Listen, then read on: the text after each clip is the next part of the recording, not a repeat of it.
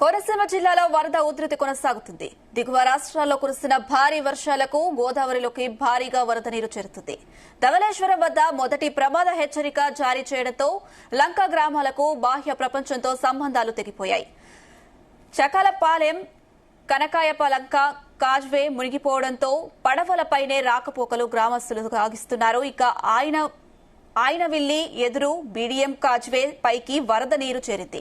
నెల రోజుల క్రితం గండిపేదపూడికిలో గోదావరిలో వేసిన తాత్కాలిక రహదారి తెగిపోవడంతో జీపెదపూడి లంక, బురుగుల లంక, అరిగెల వారిపాలెం, ఉడిముడి లంక ప్రజలు పడవలపైనే ప్రయాణం కొనసాగిస్తున్నారు. పడవలపైనే ప్రమాద అంచుల్లో విద్యార్థులు స్కూళ్లకు వెళ్తున్నారు. ప్రజలకు ఇబ్బందులు లేకుండా ప్రభుత్వ యంత్రాంగం అప్రమత్తంగా ఉండాలని కలెక్టర్ ఆదేశించారు.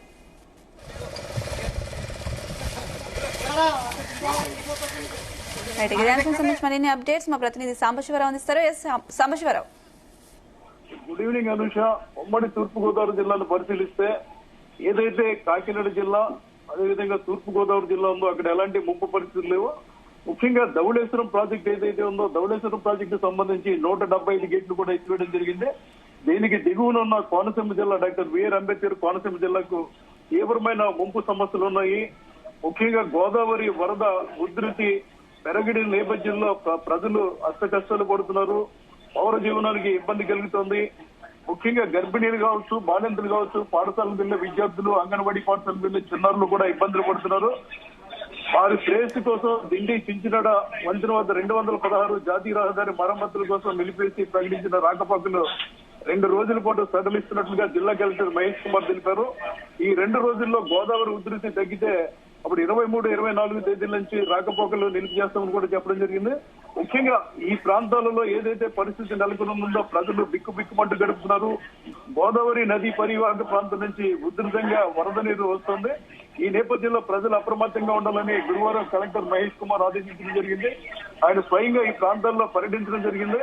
ముఖ్యంగా అప్పనపల్లి కాజ్వే వద్ద వరద ఉధృతి పరిస్థితుల్లో ఆయన అంచనా వేశారు. వరద ఉధృతి పెరిగే అవకాశం ఉన్నందున తీర ప్రాంత ముంపు ప్రాంత ప్రజలు అప్రమత్తంగా ఉండాలన్నారు.